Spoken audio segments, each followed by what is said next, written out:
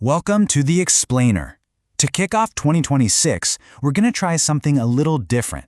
We're diving into the very first real news day of the year in the Philippines, that's January 2nd, to see what those first headlines can tell us about the whole year ahead.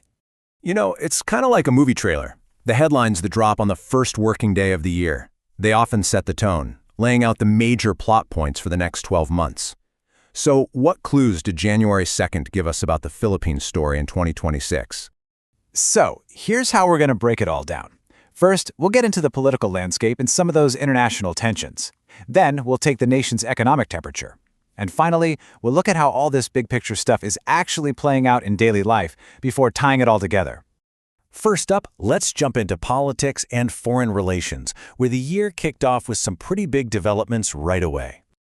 So, right out of the gate, we get this clear message from President Marcos, a call for discipline and unity. It's a pretty standard New Year's message, right? The goal is to rally the country together as we head into 2026. But that call for unity? It gets tested, like immediately. News starts breaking about China possibly tightening its grip on the disputed Scarborough Shoal and running military drills near Taiwan.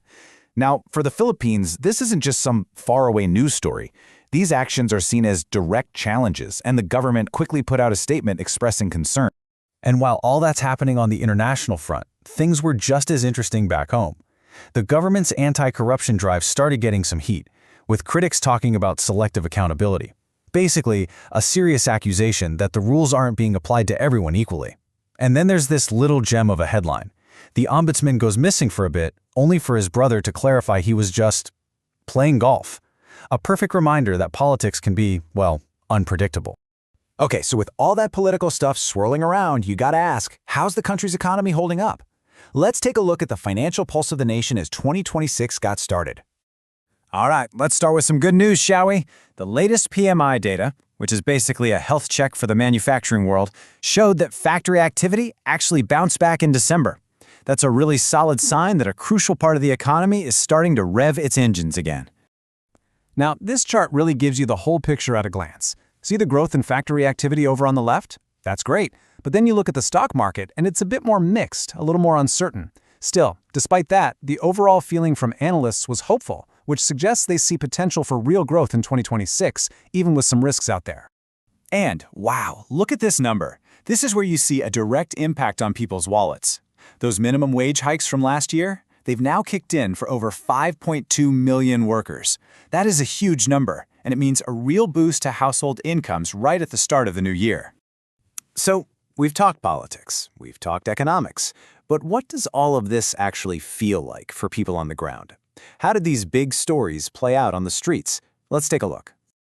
If you're a commuter in Metro Manila, the new year brought a massive change. On January 2nd, a ban on e-trikes and e-bikes on major highways was strictly enforced. And what's really interesting here is that e-vehicle groups actually supported the move for safety reasons, but they also made it clear they needed better rules on how it was all going to work. And this table here kind of paints the picture of the country right after the big New Year's bash. You can see that massive post-holiday travel rush with over 116,000 people just at the seaports. And of course, you see the fallout from the celebrations, 4 police officers facing dismissal, and a whole lot of fireworks injuries still being counted.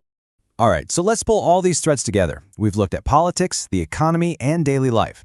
What is this single day of news really telling us about the bigger picture for the Philippines in 2026? When you look back at everything that happened, it really boils down to 3 big themes for 2026. First, there's this constant geopolitical pressure, especially with China. That's going to be a huge story. Second, the economy is showing that it's resilient, but there's still this feeling of caution in the air. And finally, domestic challenges, from how the government is run to new traffic rules, are absolutely going to need a lot of attention. And believe it or not, that's the story from just one day. It paints this picture of a nation balancing between some amazing opportunities and some serious challenges.